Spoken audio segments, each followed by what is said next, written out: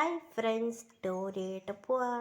Title നിങ്ങൾക്ക് മനസ്സിലായില്ലേ? നമുക്ക് സ്റ്റോറിക്ക് പോവാം. ഇത് നമ്മളെ ജിമിൻ്റെ സ്റ്റോറിയാണ്. നമുക്ക് പോവാം. അതെ, നമ്മളെ ഹീറോയിൻ്റെ പേര് ജിമിൻ. ഇതിൽ ഒരു പ്രൊഫസറാണ്.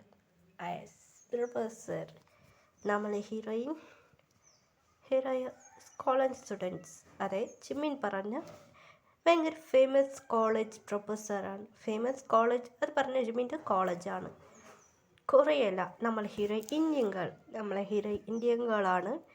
Jimin Korean. അതെ, നമുക്ക് ജിമിനിക്ക് ഹീറോയ്ക്ക് എങ്ങനെ സെറ്റാന്ന് ലവ് സ്റ്റോറി നോക്കാം. അതെ, ഇത് കോളേജ് ലവ് സ്റ്റോറിയാണ്. നമ്മളെ ഹീറോയിൻ എങ്ങനെയാണ് ജിമിനെ ലവ് ചെയ്യുക, അതിൽ എങ്ങനെ സംഭവിക്കുന്നത് നമുക്ക് നോക്കാം. ഹായ് ഫ്രണ്ട്സ്, ടൗണിലേക്ക് പോവാം. ഹേയ് എണീടി, പ്രിയ കൊച്ചി എണീടി, അമ്മയ്ക്ക് വയ്യടി, എണീ പോമ്മ. അങ്ങനൊന്നും പറയണ്ട, എനിക്ക് കുറച്ച് ഉറക്കം വരാം. അയ്യോ, ഇവളൊക്കെ ഒരു കാര്യം പറഞ്ഞ് അനുസരിക്കൊന്നുമില്ല. എടി പ്രിയ. അയ്യോ അമ്മ. എന്താ അമ്മ? എടി, ഇന്ന് നിനക്ക് കോളേജ് ഫസ്റ്റ് ഇയറാ. ഇനി പോവണ്ടേ? അയ്യോ മറന്നു അമ്മ. അതെ, നമ്മൾ ഹീറോയിൻ +2 പഠിച്ച് നെക്സ്റ്റ് കോളേജിലാണ് ജോയിൻ ചെയ്തത്. ശരി അമ്മ. മണി എത്രയായി? മണി 4. അമ്മ 4 മണിയായി. എത്ര ഞാൻ ഉറങ്ങാം. എടാ പ്രിയ, റെഡി ആയിക്കോ. അമ്മ, അതൊക്കെ എന്തിനാ ഇത്ര രാവിലെ?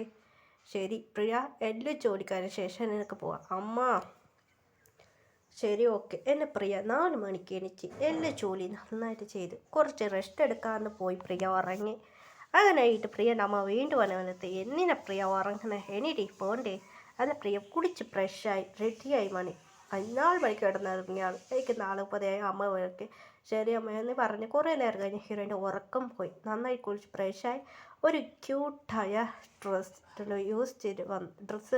Beautiful dress. ഹീറോയിൻ ഒരു ബ്യൂട്ടിഫുള്ളായ പിങ്ക് ഡ്രസ്സ് ഇട്ടായിരുന്നു. അതായത് ചുരിദാറാണ് ഇട്ടിട്ടുള്ളത്. കോളേജൊക്കെ ഫസ്റ്റ് ഇയർ ആണ് പോകുന്നത്. അതെ, ഹീറോയിൻ ജോലിയായിട്ട് പാട്ട് പാടി ഇങ്ങനെ റെഡിയായി പോയിരുന്നു. Mom, college സ്റ്റാർട്ടാണല്ലേടി.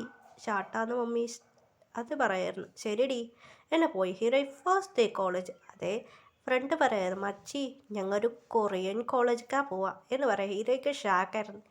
കൊറിയൻ കോളേജാ? അത് എവിടെയാണ് ഉള്ളത്? കൊറിയക്ക് പോകണ്ടേ? അല്ല മച്ചി, ഇന്ത്യയിൽ ഒരു ബിസിനസ് തുടങ്ങിയിട്ടുണ്ട് കോളേജ് ഒരു പുതിയ ജോയിൻ ചെയ്ത. ഓ അങ്ങനെയാണോ? അതെടി, നമുക്ക് പോവാം എന്ന് പറയായിരുന്നു. അത് പറഞ്ഞ ഭയങ്കര ഫേമസ് കോളേജാണ്. ഹീറോ ജോയിൻ ചെയ്യാൻ പോയായിരുന്നു. വലിയ കോളേജ്, പുതിയ കോളേജാണ്.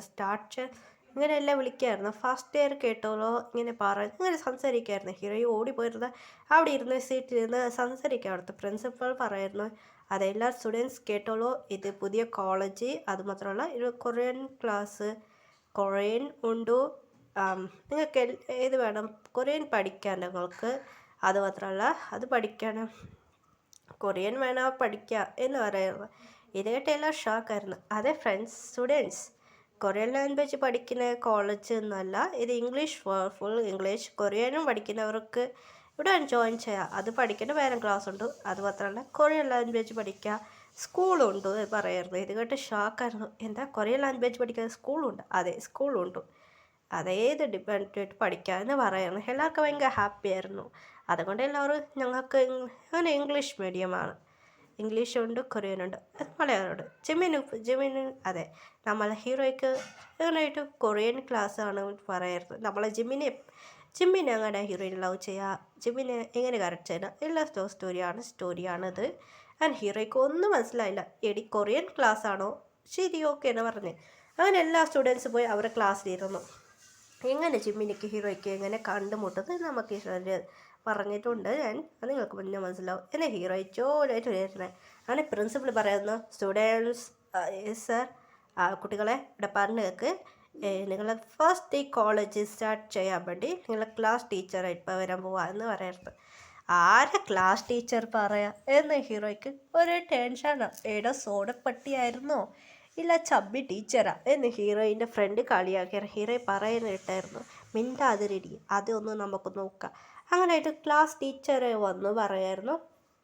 ഇങ്ങനെ ഇങ്ങനെ ക്ലാസ്സിലൊരു സ്റ്റുഡൻറ്റ് ഷൗട്ട് കിട്ടി. എല്ലാ ക്ലാസ് തിരിഞ്ഞ് നോക്കുമ്പോൾ ഒരു ആൻസർ പോയായിരുന്നു. എല്ലാ ഗേൾസും ജ്വല്ല് വിട്ട് ആന്ന് വായി വളർന്ന് നോക്കിയായിരുന്നു.